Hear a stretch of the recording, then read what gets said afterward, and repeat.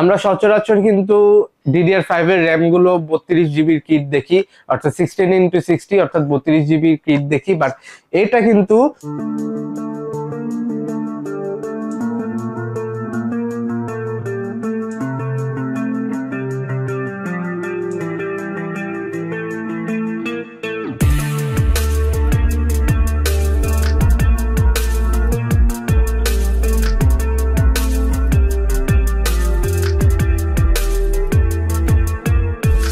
আসসালামু আলাইকুম ভিউয়ার্স, কি অবস্থা সবার? আশা করি সবাই ভালো আছেন। আজকে আমরা একটা ইন্টেল বেসড পিসি নিয়ে আসছি, যেটা DDR5 প্ল্যাটফর্মের এবং ইন্টেল দিয়ে উইথ গ্রাফিক্স কার্ড। আমরা 90,000 টাকার নিচে, যেখানে 1 লাখ টাকার নিচে মাঝে মধ্যে করা হয় না, সেখানে আমরা 90,000 টাকার নিচে একটা বিল্ড নিয়ে আসছি আপনাদের জন্য। অনেকে ইন্টেল লাভার আছেন যারা ক্রিয়েটার্স কম্পিউটার ইউটিউব চ্যানেলের সাথে যুক্ত থাকেন, এবং এএমডির সাথে ইন্টেলের কম্পিট করতে গেলে দেখা যায় ইন্টেলের দামটা অলওয়েজ একটু বেশি দেখা যায়। আজকের বিল্ডের বাজেট হচ্ছে অনলি 83,400 টাকা। 83,400 টাকায় একটা i5 13 জেন প্রসেসরের সাথে একটা 8GB VRAM এর গ্রাফিক্স কার্ড দিয়ে আজকের ভিডিও। সো ভিউয়ার্স, চলুন দেরি না করে স্ট্রেট ভিডিওতে চলে যাই এবং দেখি আজকের ভিডিওটা কি নিয়ে। ভিউয়ার্স, আপনারা কিন্তু অনেক ভিডিও দেখেন আমাদের চ্যানেলে, বাট আজকের ভিডিওতে কিছু স্পেশাল টুইস্ট আছে। সো টুইস্ট গুলো মিস না করতে চাইলে ভিডিওটা সম্পূর্ণ দেখতে থাকুন, এবং সেই টুইস্টটা কিন্তু একটা প্রোডাক্টের মধ্যেই আছে, সেটা ফুল ভিডিওটা দেখে আপনারা ফাইন্ড আউট করতে পারবেন। প্রথমে আমরা প্রসেসরের দিকে চলে যাই। প্রসেসরটা হচ্ছে ইন্টেলের i5 13 জেন একটা প্রসেসর। 13400F হচ্ছে এর মডেল।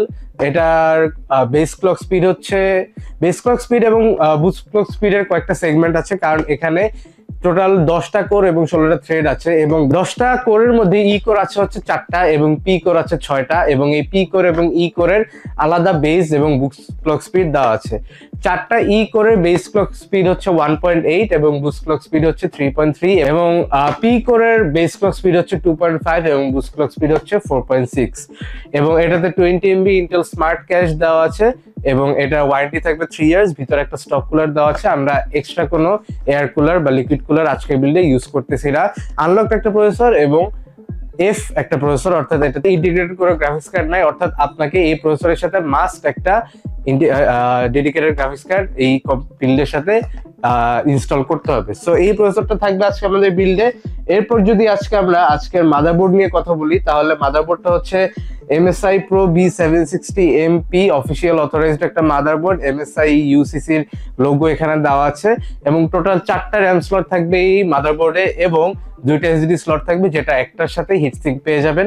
তেমন কোনো হিটসিঙ্ক সম্পূর্ণ মাদারবোর্ডে না দেখা গেলেও আপনার যে VRAM সেকশনটা আছে সেটা খুবই হেভি, এবং যে চোকারগুলো আছে সেগুলো ভালো, প্লাস যত ইম্পর্টেন্ট পোর্টস দরকার একটা মাদারবোর্ডে সব এই মাদারবোর্ডে পেয়ে যাবেন। 15,000 টাকার আশেপাশে খুবই ভালো একটা মাদারবোর্ডের চয়েস, কারণ এখানে DDR5 প্ল্যাটফর্মের একটা মাদারবোর্ড পাচ্ছেন, সাথে 3 ইয়ার্স ওয়ারেন্টি থাকবে এই মাদারবোর্ডে। এই র্যামটা হচ্ছে T4 এর ভলকান সিরিজের র্যাম DDR5, এবং এটাই সেই প্রোডাক্ট যেটা নিয়ে টুইস্টের কথা বলতেছিলাম। আমরা সচরাচর কিন্তু DDR5 এর র্যাম গুলো 32 জিবির কিট দেখি, অর্থাৎ 16x60 অর্থাৎ 32 জিবির কিট দেখি, বাট এটা কিন্তু 16 জিবির একটা কিট, অর্থাৎ 8 জিবির 2টা স্টিক DDR5 এর র্যাম আছে এই বক্সের ভিতরে।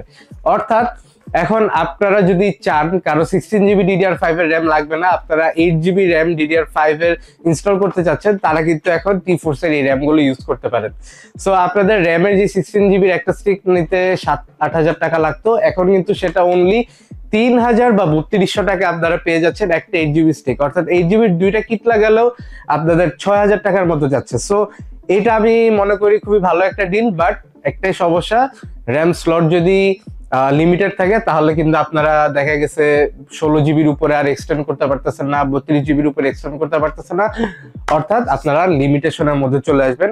সো যাদের 16 জিবি বা 32 জিবির উপরে র্যাম দরকার নেই, তারা কিন্তু এই অপশনটার দিকে যেতে চান, এবং যাদের বাজেট একটু টাইট তারা এই র্যামটার দিকে যেতে পারে। লাইফ টাইম ওয়ারেন্টি থাকবে, এবং 8 জিবির একটা র্যাম থাকবে আজকের আমাদের বিল্ডে, এবং একটা র্যামের প্রাইস অ্যারাউন্ড 3,000 টাকা, সেটা খুবই ভালো ডিল বলা যায়। এরপরে আজকে আমরা কথা বলবো আজকের স্টোরেজ নিয়ে, যেটা হচ্ছে কিংস্টনের KC3000 512 জিবি Gen 4 একটা SSD, এবং এটা রিড স্পিড হচ্ছে 7000 এবং রাইট স্পিড হচ্ছে 3900। এটার যে 1 টেরাবাইটের ভ্যারিয়েন্টটা সেটাতে DRAM আছে এবং 512 জিবিটা খুব সম্ভবত DRAM নাই, কোন কোন ওয়েবসাইটে দেওয়া আছে DRAM আছে, কিন্তু কিংস্টনের অফিসিয়াল ওয়েবসাইটে আমি DRAM রিলেটেড কোনো ইনফরমেশন পাই নাই। সো যারা কিনবেন, যারা DRAM সহ কিনতে চাচ্ছেন তারা 1 টিবিটা কিনবেন, এবং 512 জিবিটা যদি DRAM থেকেও থাকে কিছু ওয়েবসাইটের অ্যাকর্ডিং, তাও সেটা একটু দেখে কিনবেন বা সেলসম্যানকে জিজ্ঞেস করে কিনবেন, কনফার্ম করে কিনবেন।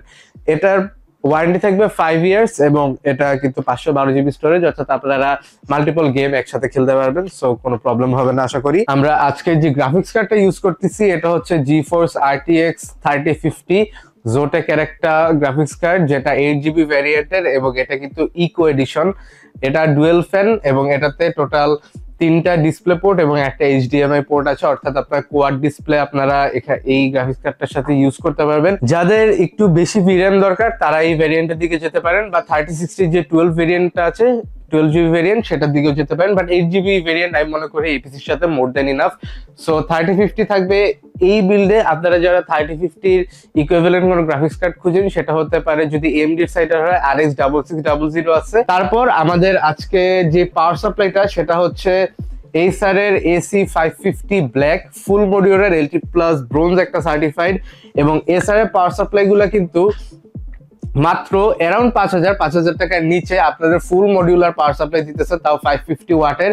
তাই এসারই আমরা ইদানিং বেশি আমাদের ভিডিওতে ইউজ করতেছি, এবং Acer এর সাথে কিন্তু আপনারা পেয়ে যাচ্ছেন 5 ইয়ার্স এর ওয়ারেন্টি, ফুল মডিউলার পাওয়ার সাপ্লাই এবং 80+ ব্রোঞ্জ সার্টিফাইড।